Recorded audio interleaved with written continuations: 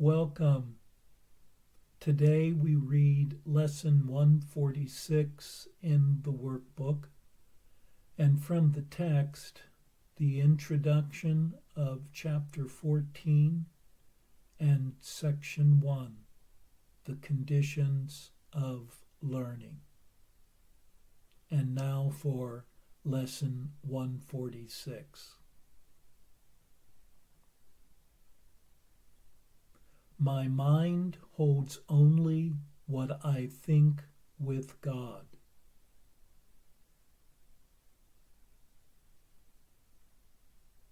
(131) No one can fail who seeks to reach the truth.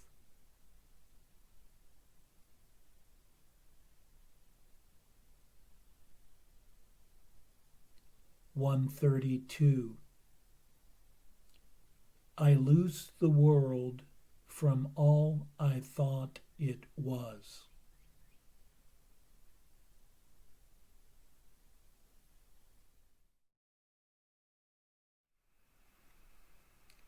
In reflecting on today's review ideas, one becomes aware that one can only fail when seeking goals that are meaningless, goals of the ego, the separated mind. Only time can separate one from reaching the goal of truth, for one can only delay the inevitable. One searches for love, safety, and permanence, but finds none of these qualities in the world around oneself. Yet it is by changing one's mind that a new world is perceived, with the past being released and the future freed. One has but given the world all the meaning it has for oneself.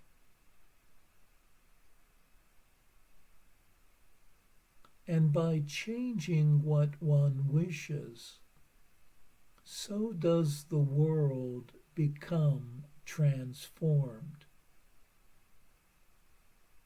Ideas do not leave their source in one's mind. Thus, in choosing heaven instead of hell, one is assured to find one's way home, to a place free of any pain or fear.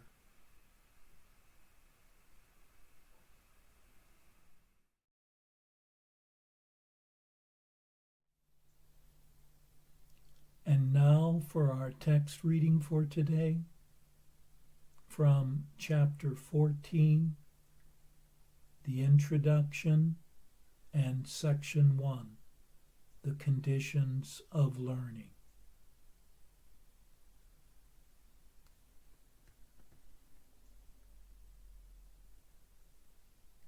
Yes, you are blessed indeed.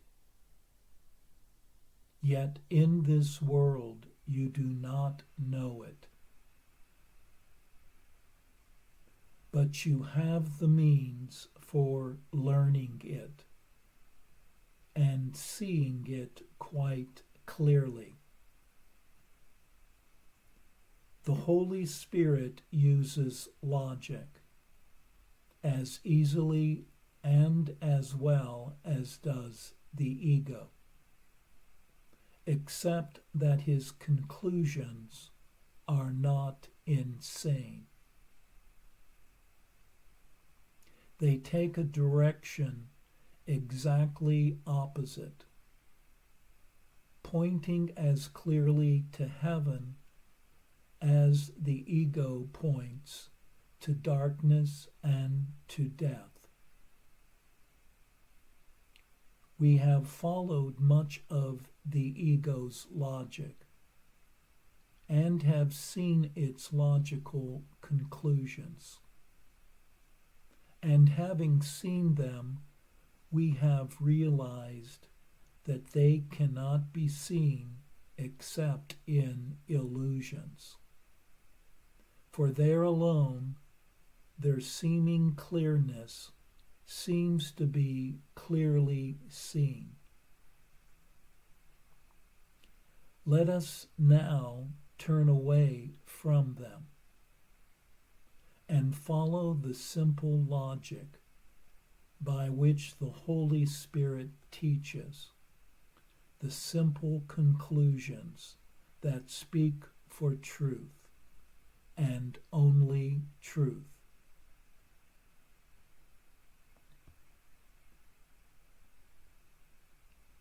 Section 1. The conditions of learning. If you are blessed and do not know it, you need to learn it must be so. The knowledge is not taught, but its conditions must be acquired, for it is they that have been thrown away. You can learn to bless and cannot give what you have not. If then you offer blessing, it must have come first to yourself. And you must also have accepted it as yours. For how else could you give it away? That is why miracles offer you the testimony that you are blessed. If what you offer is complete forgiveness, you must have let guilt go, accepting the atonement for yourself and learning you are guiltless. How could you learn what has been done for you unknown to you unless you do what you would have to do if it had been done for you?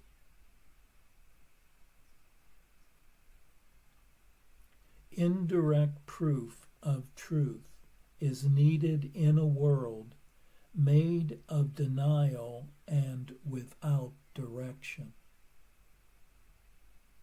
You will perceive the need for this if you realize that to deny is the decision not to know. The logic of the world must therefore lead to nothing, for its goal is nothing. If you decide to have and give and be nothing except a dream, you must direct your thoughts unto oblivion. And if you have and give and are everything, and all this has been denied, your thought system is closed off and wholly separated from the truth. This is an insane world, and do not underestimate the extent of its insanity. There is no area of your perception that it has not touched, and your dream is sacred to you. That is why God placed the Holy Spirit in you, where you placed the dream. Seeing is always outward. Were your thoughts wholly of you, the thought system you made would be forever dark. The thoughts the mind of God projects or extends have all the power that he gives to them. The thoughts he shares with God are beyond his belief, but those he made are his beliefs. And it is these, and not the truth, that he has chosen to defend and love. They will not be taken from him, but they can be given up by him, for the source of their undoing is in him. There is nothing in the world to teach him that the logic of the world is totally insane and leads to nothing.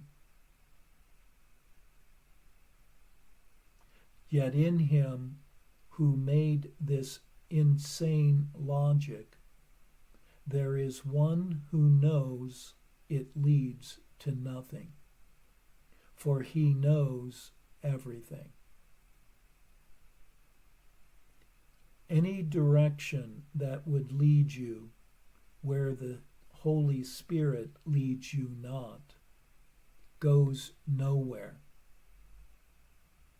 Anything you deny that he knows to be true, you have denied yourself, and he must therefore teach you not to deny it.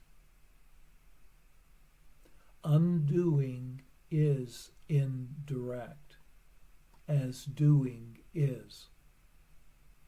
You were created only to create, neither to see nor do. These are but indirect expressions of the will to live, which has been blocked by the capricious and unholy whim of death and murder that your Father does not share with you.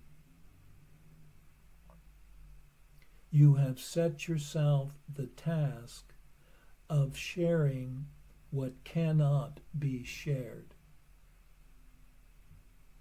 And while you think it possible to learn to do this, you will not believe all that is possible to learn to do.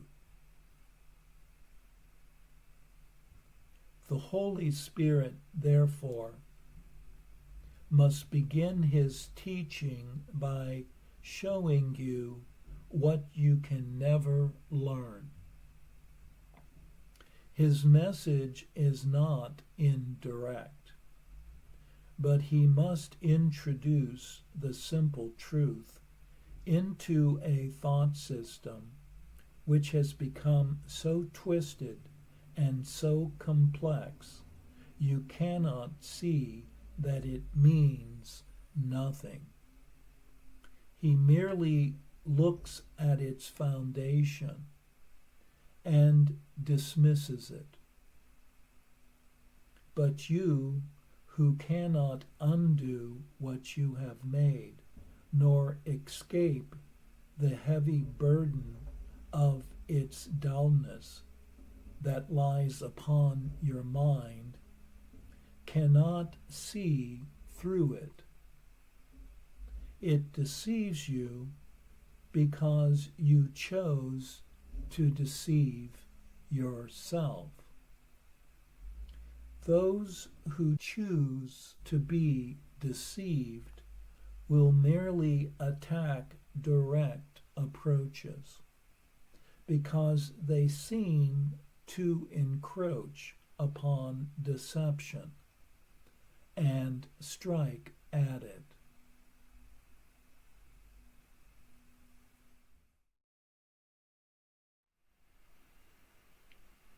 The way one learns that one is blessed is by blessing others. For one can give only what one already has. Thus, in miracles of love, both giver and receiver gain. In offering forgiveness to another, one must have let go of guilt and discovered one's own innocence through the acceptance of the atonement. Upon creation, one was given everything to have and to give. But one has denied this awareness and thus closed one off from the truth. And instead, having devoted oneself to an insane dream, one is in need of the Spirit's teaching to free one from the nightmare one made and to restore one to one's natural sanity.